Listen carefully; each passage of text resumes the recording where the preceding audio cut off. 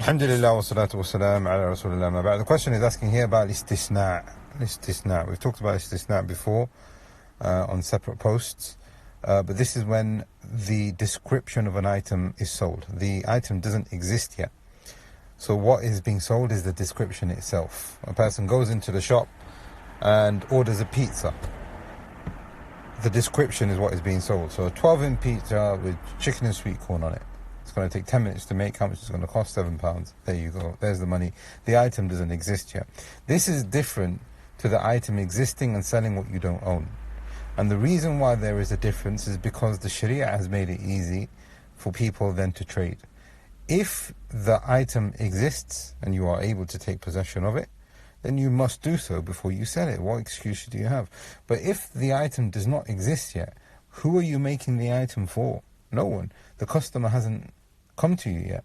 So when the customer now exists, when there is an order for it, then you go and make it.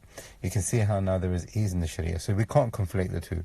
Selling what you don't own, the Messenger of Allah said in the hadith of Ibn Umar, لا تبع ما ليس عندك, do not sell what you do not own. As for istisna, then the majority of the ulama have said that this is permissible. There are two conditions. Now istisna is of two types. Okay, before we talk about the conditions of istisna, we'll talk about the types of istisna.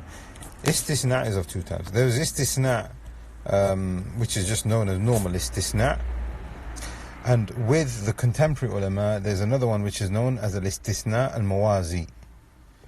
Now, al-Istisna, the normal type of istisna, is where we've got the example of the person who's making the pizza. He himself is the one that's going to manufacture the product himself. So he's doing the istisna, he's doing the production himself. As for istisna al-Mawazi, this is when you then subcontract that work. So the question is actually asking now here, he's designed a t-shirt. He sends that design off to the factory. He's not making it himself. The factory will then create the product. That is known as istisna al-Mawazi, where the person himself is not creating the product himself. Right. When it comes to normal istisna, then the ulama have said that there are two conditions. Number one, the description has to be perfect and clear. And number two, the time period has to be mentioned, but not necessarily, it doesn't have to necessarily mean that when we mention the time period that it has to be given down to the minute, down to the second. A rough idea. So it'll take about 10 minutes to make your pizza, even though it might take 5, it might take 15. It'll take about a month, but it might take 3 weeks. So a rough idea as to what's going on when it comes to the time period. Now, the reason why this second one is important is because we've talked about Bayt al-Salam before as well. Now, Bayt al-Salam is when you have a deferred delivery, similar to istisna. But when you make the payment up front for something which does not exist yet, and this is very similar to istisna, even the way that I'm describing it right now. But in Bayt al-Salam, you are waiting for the product to now come into existence. So Bayt al-Salam, for example, would be when you sell harvest. A person can go up to the farmer and say, listen, I want all of this year's harvest, here's the price.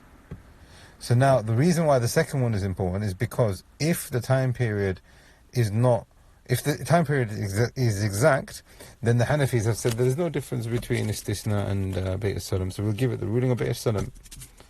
But if we give it just a roundabout figure, that is going to take a week, 2 months, or whatever it might be, then that is fine with them. Now, the majority of the ulama, by way of dalil, have used, now Allah knows best if this is actually applicable, but how Dhul Qarnayn in Surah Al-Kahf approached the people. And they approached him. قالوا يا ذا القرنين من يأجوج ومأجوج مفسدون في الأرض. The people, the Gog and Magog, the Ya'juj and Ma'juj, they're creating a lot of corruption on earth. Make a way out for us. Make between us and them a barrier, a dam. So then Dhul Qarnayn says, okay, I'll do it for you. So an agreement has been made even though the item is not in existence yet. So some of the ulama have extrapolated from that it's permissible for us to have al-Istisna. But I mean, I think the qiyas between Istisna and the fact that Bayt al-Salam is allowed. The Messenger of Allah came into Medina, he found them already engaging in bayt salam, and he allowed it, and he said, as long as all the things are known, the time period, the measurement, the price, then that is fine, you can do bayt salam. So we've looked at istisna.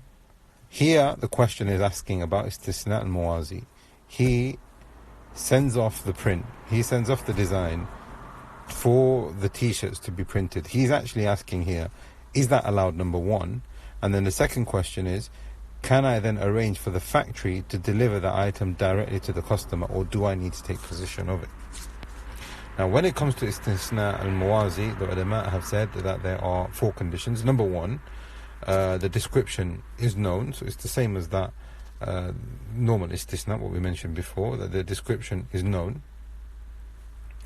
Number 2, the price is known, like we've said before, same as before.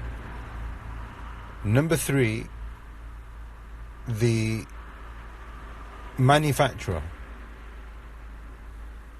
takes ownership of the product itself. Once the description has been given to the manufacturer, they themselves are now responsible. If they were to set a condition and say, well, we'll make it, but if anything goes wrong with it, you're liable, then that's not correct. The fourth condition, it is not permissible for us to mix normal istisna with istisna and muwazi. Now the reason why we're saying that is, if you were to say, okay, here's istisna, I'm going to, with your customer, not with the manufacturer, here I'll do istisna for you, but then at the same time I'll do istisna muwazi for you for certain products, then the ulama from the contemporary ulama who have discussed this, there's a well-known book which is known as Miyar al-Shari'iyya, which talks about Islamic finance in the modern world.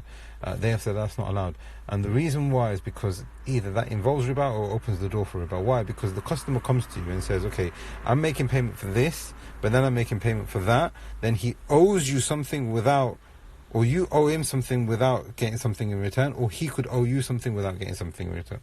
And this is known as bay al-kali bil-kali. If you trade with someone, so a person A is trading with person B, if person A trades with person B, and person B returns something back to person A, and they both end up in a state where they owe each other something, then this is not allowed.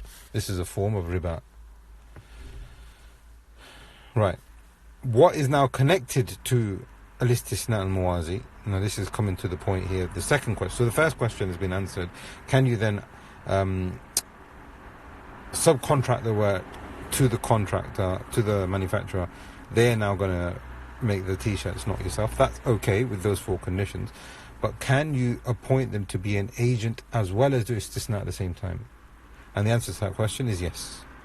So if you say to them, according to the contract that you have, I want 100 t-shirts with this description, I want it within a couple of weeks, 10 days, 14 days. How much is the price? So now we're going through each one of these conditions. But also I'm adding a condition, which is that you must now send the item. You're taking responsibility for it. If something goes wrong, you're responsible, right? Not me. And I'm going to pay you for it. So now there is an element of risk now for them, but also for you as the person that's trading. I'm going to pay you for it. But if something goes wrong, then you are responsible. So now the risk is shared. But now you appoint them as being an agent. So you say to them, listen, I want you now to deliver the item to my customer on such a date once it's been completed. This is known as Istisna al-Muwazi. So hopefully now this answers the question. If the conditions have been fulfilled, it is permissible for us to do istisna, and it's permissible for us to have istisna as well as wakala at the same time, appoint them as being agents at the same time. We ask Allah subhanahu wa ta'ala that He gives us fiqh of the religion, and that He allows us to attain the best form of rizq in the dunya and more in the akhirah. Wallahu a'lam wa sallallahu ala nabiyyina.